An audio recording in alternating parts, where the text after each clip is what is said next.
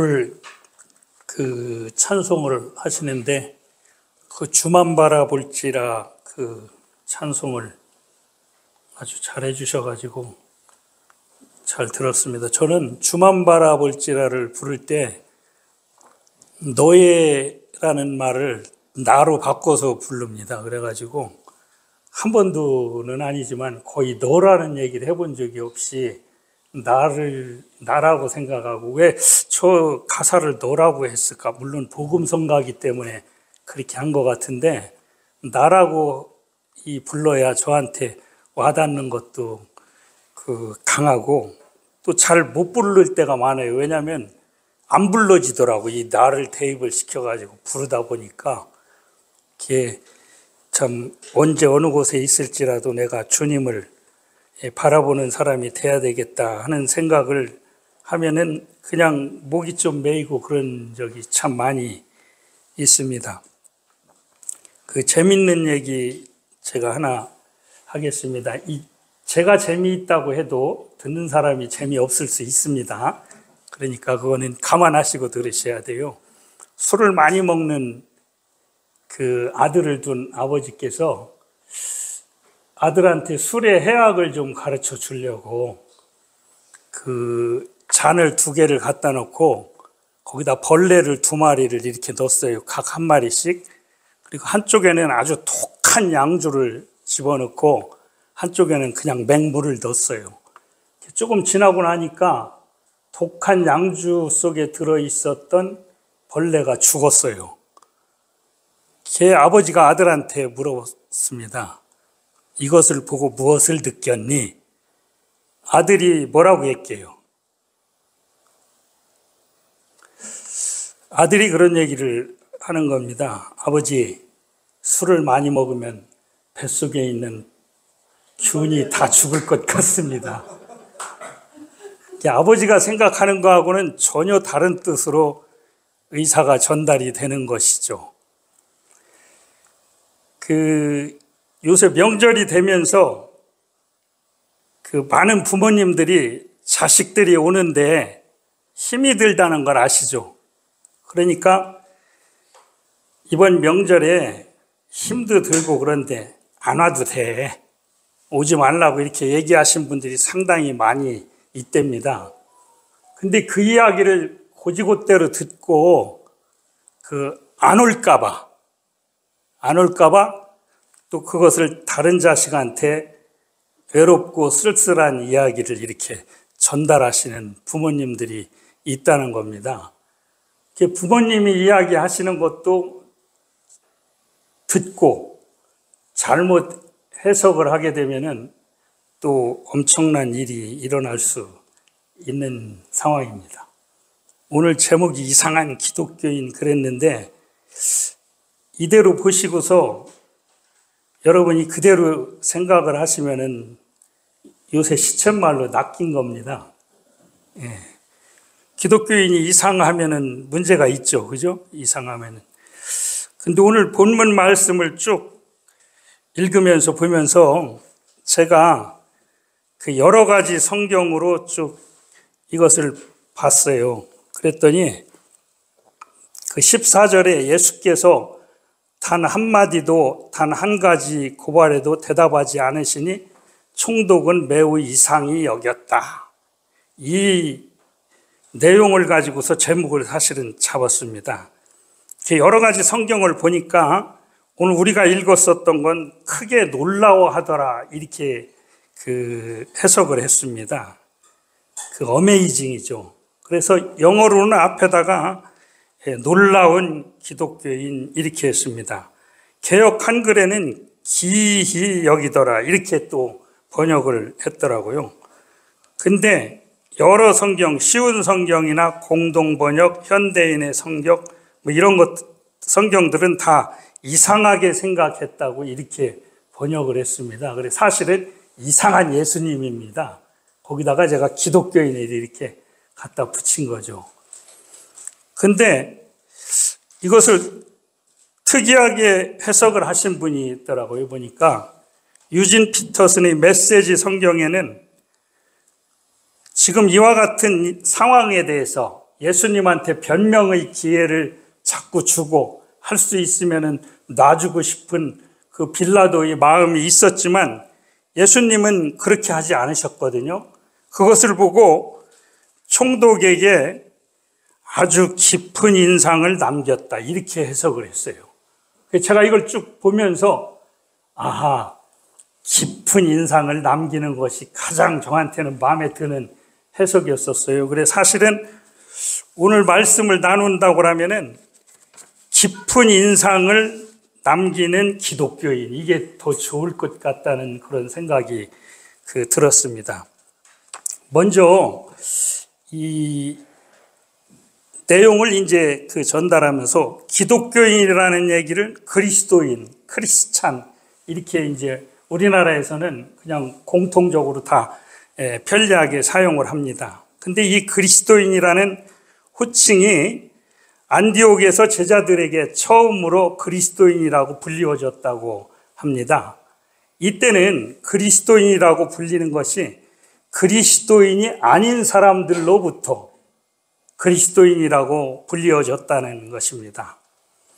그리고 또 두 번째는 사도행전 26장 27절에서 28절에 보면은 아그리빠 왕 앞에서 그 이야기를 바울이 지나간 이야기, 자기가 예수 믿게 된 얘기 쭉 설명을 하는 과정에서 27절에 보면 아그리빠 임금님, 예언자들을 믿으십니까? 믿으시는 줄 압니다.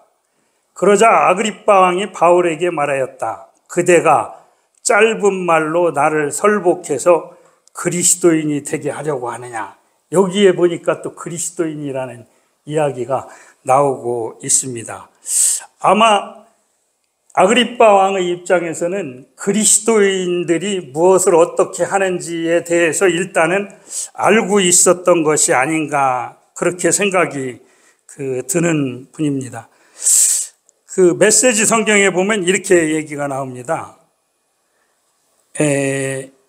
이대로 더 가다가는 네가 나를 그리스도인으로 만들겠구나, 이렇게 또 번역을 했더라고요.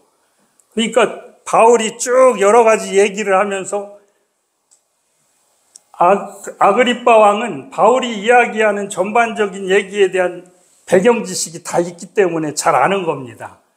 그래서 이 사람이 얘기하는 게, 저도 옛날에는 기독교인을 핍박하러 다니고 뭐 이렇게 하던 사람이 예수를 만나고 난 다음에 내가 이렇게 됐다고 하면서 여러 가지 자신을 변호하는 것이 꼭 자기를 전도하는 것으로 아마 들리지 않았겠는가, 그렇게 생각이 듭니다.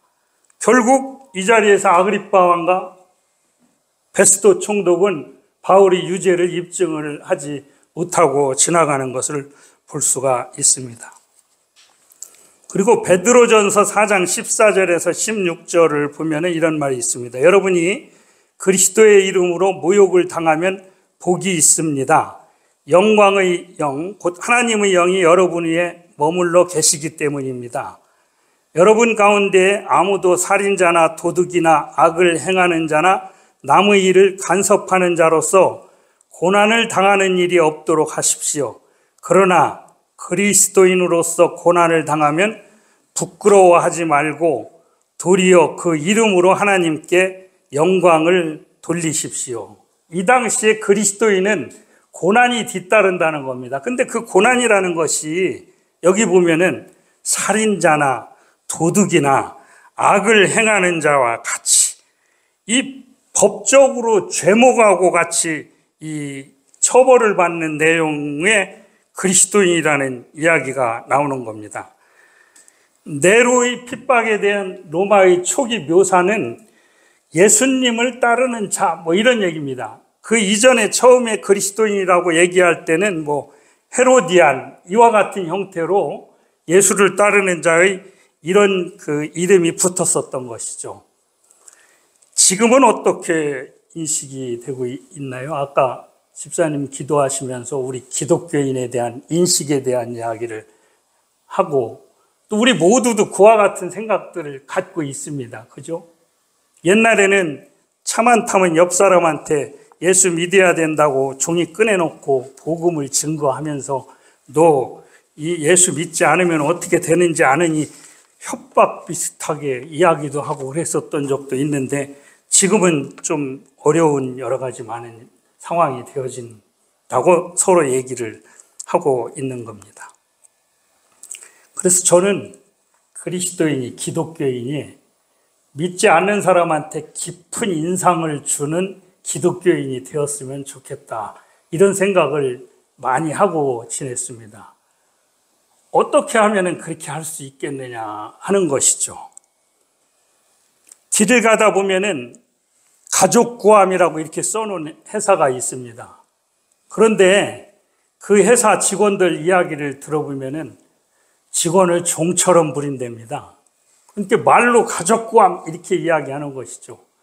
사람인이라는 사이트에 보면은 여러 가지 구하는 조건을 많이 만들어 놓고 있거든요. 그런데 직원들이 거기에가 댓글을 다른 거 보면은 세상에 이렇게 나쁜 회사가 없는데도 많이 있습니다. 물론 직원들 말이 다 옳은 건 아닙니다. 자기 나름대로 정치적으로 글을 쓰는 경우도 있습니다. 어쨌든 간에 그와 같은 일들이 어떠한 인식적인 차원에서 이야기가 되어지는 게 많이 있습니다. 제가 기독교인 사업자들하고 이야기를 하면서 하는 얘기가 그럽니다. 절대로 잘해주겠다 얘기하시지 마세요. 그냥 우리 회사의 시스템을 가지고 그냥 보여주시면은 잘해주든 안 해주든 보면은 다 압니다, 누구나. 그걸 스스로 결정을 할 수 있게 해야지 된다는 것이죠. 그래서 제가 성경에 깊은 인상을 주는 성경의 이야기를 몇 가지를 한번 찾아보겠습니다. 아까 빌라도 앞에서 섰던 예수님은요, 우리가 생각할 때 예수님은 하나님이시기 때문에 어떤 고난도 잘 견디고 인간적인 생각은 전혀 없이 지내셨을 것 같은 생각이 들지만 그 예수님이 사실은 돌아가실 때 뭐라고 그랬어요? 하나님 어찌하여 나를 버리셨습니까? 우리가 생각도 못한 말씀을 하셨거든요. 인간이셨다는 것이죠. 철저하게 인간이셨다는 것이죠. 빌라도가 물어볼 때 변명하고 싶지 않았을까요? 저는 인간적인 상태에 있었으면 충분히 있었을 거라고 보여집니다.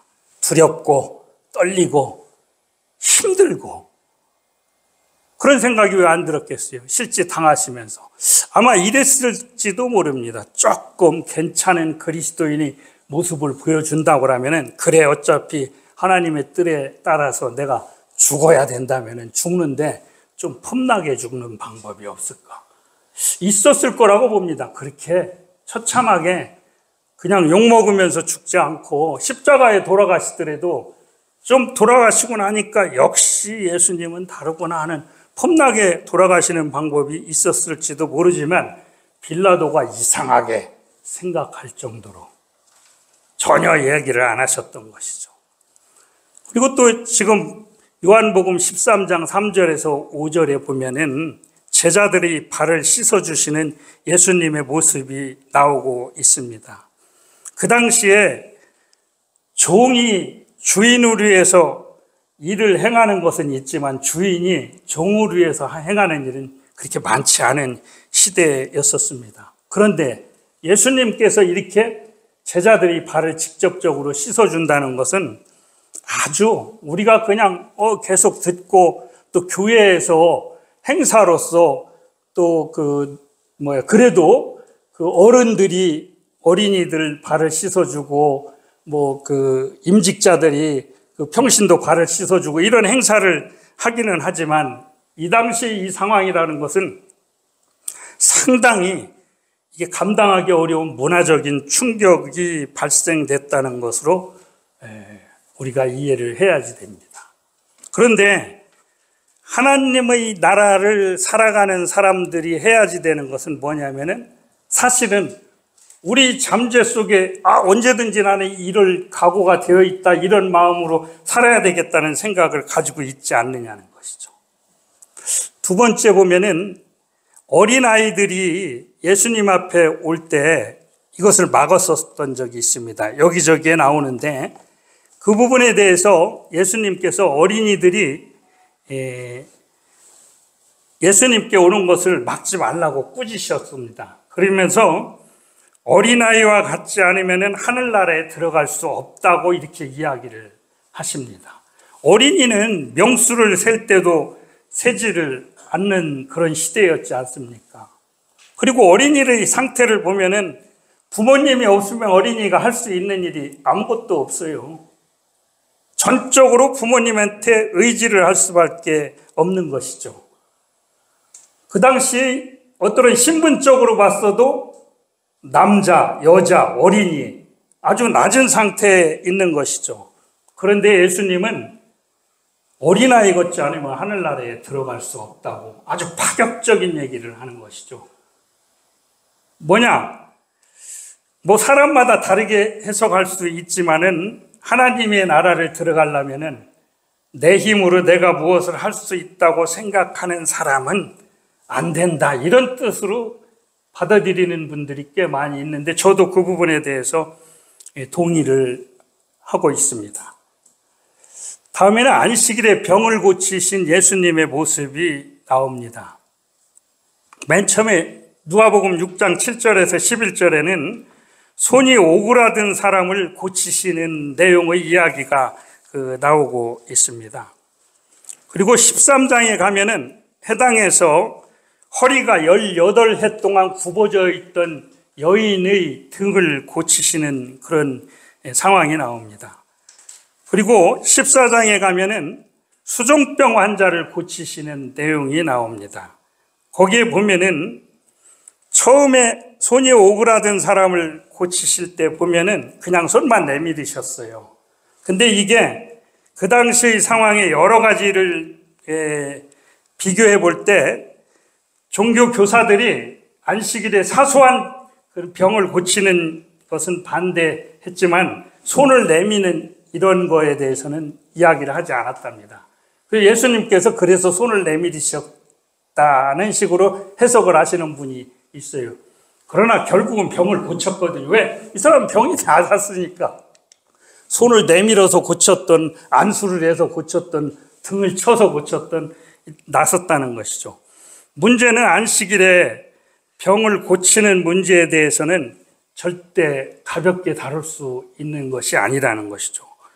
보면은 여기에서 이분들이 병이 당장 이것을 안 고치면 죽어야 되는 사람이 아니거든요. 근데 굳이 왜 예수님이 안식일에 병을 고치셨을까에 대한 생각이 여러 가지로 들었습니다.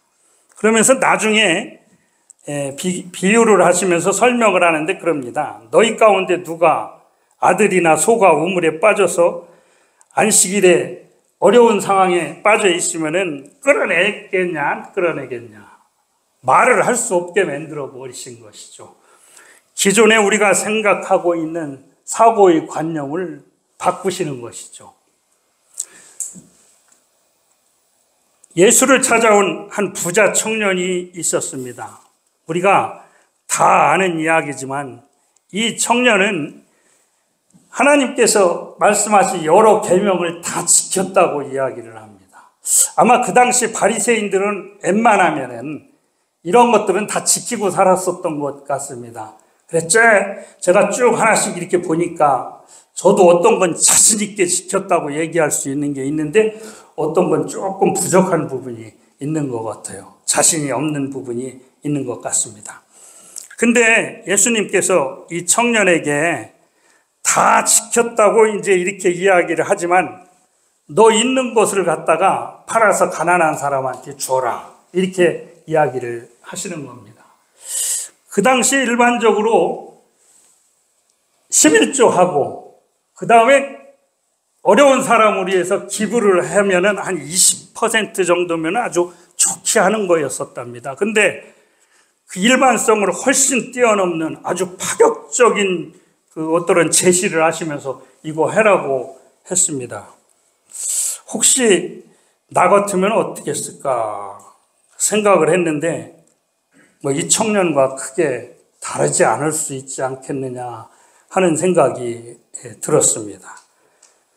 근데 우리가 잘 아는 세관장 삭개오라는 분이 있습니다. 이분을 만났을 때 사실은 이분이 예수님을 만나기 위해서 기다렸죠. 소문을 듣고. 이분이 뭐라고 얘기를 하냐면은 자기가 남의 것을 뺏은 게 있으면 예수님을 만나고 4배로 갚겠다는 거예요. 그리고 일단은 절반은 팔아가지고 다 가난한 사람으로 해서 쓰겠다고 이렇게 이야기를 하고 있습니다. 그러니까 예수님이 이 집에 구원이 이르렀다. 이 사람도 아브라함의 자손이다. 이렇게 이야기를 하셨습니다.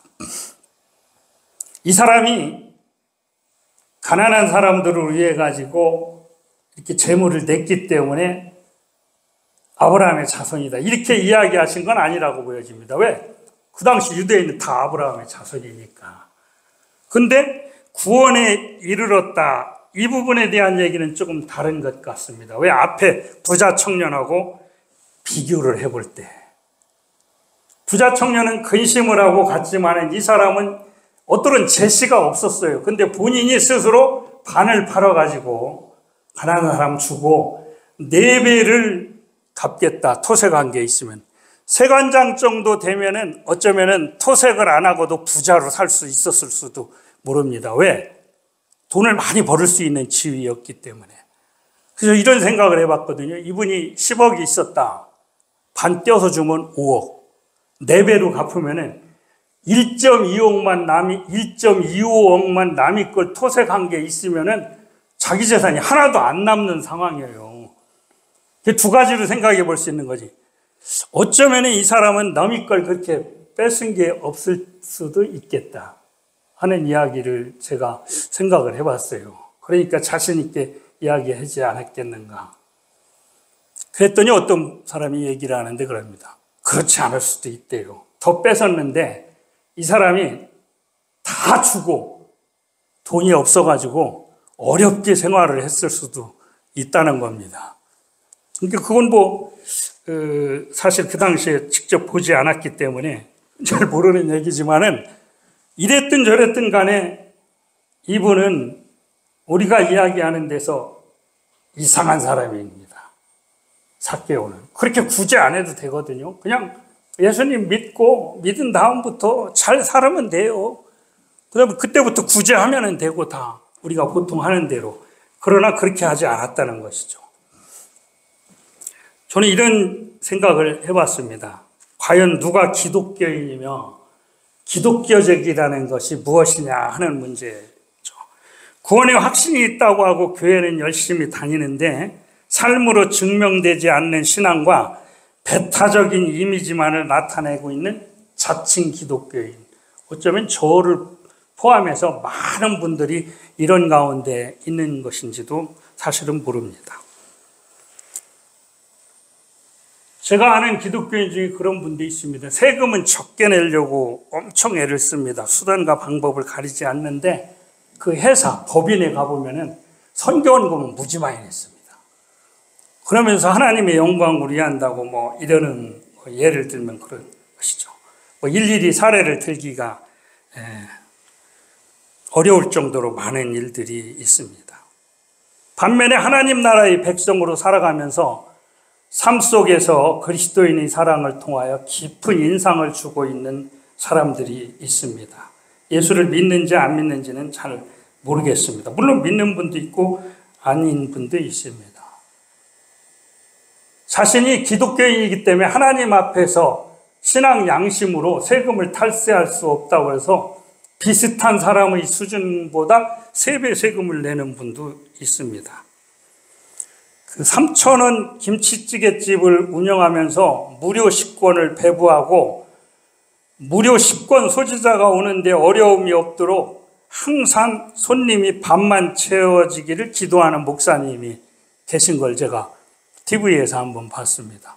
왜 밥만 채워지기를 기대하느냐? 자기가 하는 거 3,000원 받고 하는 거 무료 식권 주는 거 자체도 사실은 굉장한 일인데 무료 식권을 가진 분이 와가지고 들어오려고 보다 보니까 손님이 많아. 그러면은 못 들어온다는 거예요. 내가 공짜표를 갖고 이렇게 바쁜 데 가서 밥을 먹을 수 없잖아. 그런 분들이 그래도 미안하지 않게 들어오게 하기 위해서 반만 채워줬으면 좋다는 게, 항상 식당에 손님이 반만 채워줬으면 좋겠다 하는 얘기입니다. 오래전에 미국에서 피오렐로 라가디아라는 분이 판사 시절에 있었던 판례가 하나 있었습니다. 한 할머니가 굶고 있는 손자들을 위해서 빵 한 조각을 훔치다 체포가 되었습니다. 법적으로 따져보니까 벌금형에 처하는데 $10의 벌금형에 처해져야지 되는 거였습니다. 그걸 안 할 수 없지 않습니까? 이 판사가 어떻게 했냐면 자기 자신에게 $10의 벌금형을 부과를 하고 전체 모여있는 법정 안에 있는 모든 사람들에게도 50센트씩 벌금을 다 내렸답니다. 근데 아무도 그걸 반대를 하지 않고 돈을 모두 냈다는 것이죠. 그래서 이와 같이 거둔 돈을 그 할머니한테 드리고 나니까 그 할머니가 $10의 벌금을 내고 남은 돈을 가지고 갈 수 있었던 것이죠. 할머니 눈에서 눈물이 흘리면서 진심으로 감사하는 이야기를 할 수밖에 없었던 상황을 이야기하는 것이죠. 제가 이런 얘기를 쭉 하면서 굉장히 떨리더라고요. 왜냐하면 나는 뭐 잘하고 있는가 이렇게 돌아보면 거리적거리는 게 한두 가지가 아니죠. 그렇게 하다 보니까 이런 얘기는 하지 말고 그냥 뭐 성경에 나와 있는 여러 가지 얘기 흐르는 대로 이야기하면 좋지 않을까 이런 생각도 들지만, 평생을 예수 믿는다고 하면서 언제까지 계속 그렇게만 살아가야지 되나 이런 생각도 좀 들더라고요. 하나님의 사랑을 실행하는 기독교인으로 살기 위해서 날마다 하나님한테 묻고 실행하는 것이 훈련이 되는 것이 필요하지 않겠냐 이런 생각이 들었습니다. 하나님 나라라는 것은 하나님이 통치하는 것인데 하나님 나라가 있어야 하나님이 영광을 받으시지, 그렇지 않은 데서는 아무리 여러 가지 많은 일이 일어나도 하나님께서 영광 받으시는 일은 없을 것이기 때문입니다. 기독교인으로 살아가기 위해서 건강한 교회 공동체의 도움과 지원을 받는 일이 절대적으로 필요하다고 생각이 들었습니다. 저 말고 아직 예수를 안 믿는 분들, 가나안 교회 교인들에게 더 필요하다는 것이죠. 그들에게 건강한 교회 공동체가 없기 때문에 갈 곳이 없는 것이죠. 그러니까 그게 차라리 낫다는 것이죠. 가봐야 마음의 상처를 받으니까. 로마서 8장 35절에 누가 우리를 그리스도의 사랑에서 끊으리요? 환난이나 곤고나 박해나 긴근이나 적신이나 위험이나 칼이랴. 그리스도의 사랑은 이렇게 엄청나는데 우리는 교회 가운데 내에서 구성원으로서 하나님의 형제 자매라고 하는데 아무것도 아닌 일을 가지고 찢어집니다. 그냥 마음 상하고 욕하고 그 다음에 안 믿는 사람들한테 창피한 모습을 보여줄 수밖에 없는 그런 일들이 많이 있어진다는 것이죠. 교회의 존재 이유는 전도와 영혼 구원, 우리가 많이 이야기를 합니다. 그리고 삶의 구원을 위한 사회적 활동이라고 이렇게 이야기합니다. 그런데 교회는, 저는 공동체는 많은 생각을 해봤지만 사람마다 다 생각이 다르지만은 교회 공동체에서 개개인 신자 한 사람 한 사람에 대한 어려움, 문제가 치유가 되어질 수 있는 공동체가 되어져야지 된다고 봅니다. 어떤 목사님들이 그래요. 교회는 죄인들이 많이 왔기 때문에 지고 먹고 싸우고 어쩔 수 없다는 겁니다. 그러면은 교회가 하나님의 나라가 아니면 그 교회 왜 오라고 하는 겁니까? 성장시키려고? 선교 사업하려고? 저는 그거는 좀 앞뒤가 안 맞는 얘기가 아닌가 이렇게 얘기합니다. 마태복음 18장 15절에서 17절에 보면 내 형제가 죄를 짓거든 가서 단 둘이 있는 자리에서 그에게 충고하여라. 그가 너의 말을 들으면 너는 그 형제를 얻은 것이다. 그러나 듣지 않거든 한두 사람을 더 데리고 가거라. 그가 하는 모든 말을 두세 증인의 입을 빌어서 확정지으려는 것이다. 그러나 그 형제가 그의 말도 듣지 않거든 교회에 말하여라. 교회의 말조차 듣지 않거든 그를 이방 사람이나 세리와 같이 여겨라. 교회가 자주적으로 이런 일을 행하라는 얘기거든요.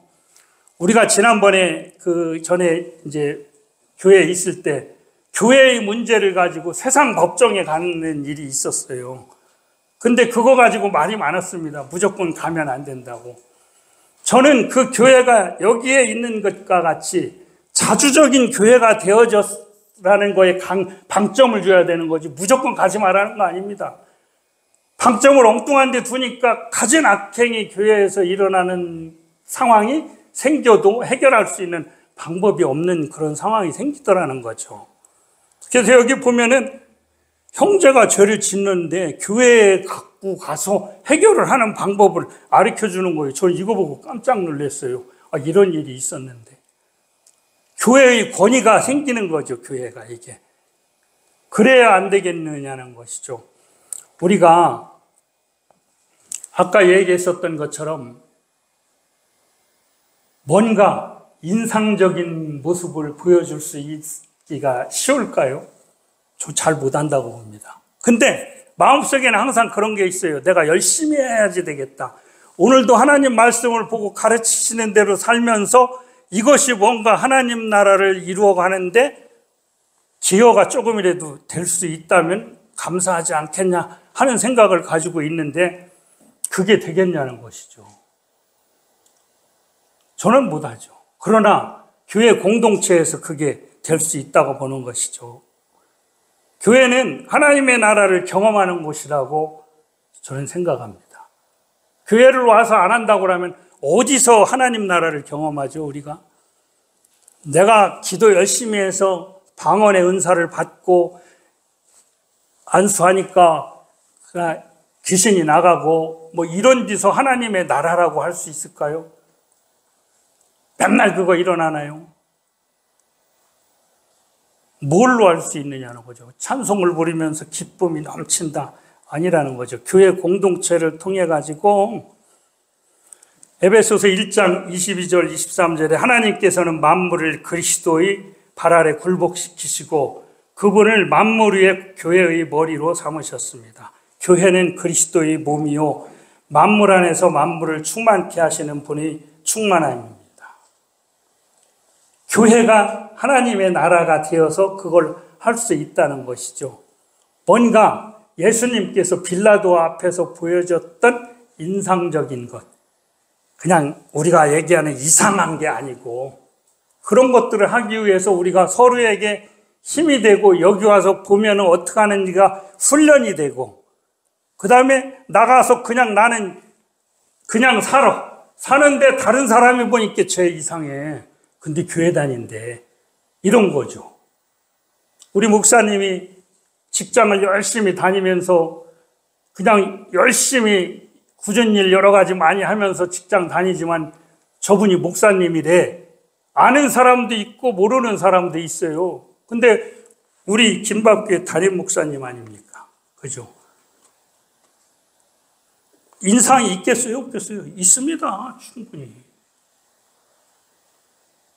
그런 거죠, 그런 거.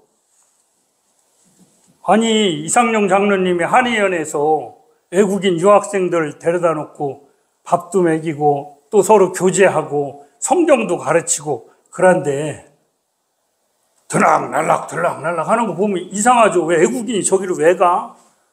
그래서 나중에 알고 보니까 이렇게 좋은 귀하신 뜻이 있는 거예요. 이상하지 않습니까? 사실은 어메이징이죠. 이상한 게 아니고. 우리 전호식 장로님이 회사에서 직원들을 관리하는 것이 일반 다른 회사하고는 좀 달라요. 그분들을 대하는 게.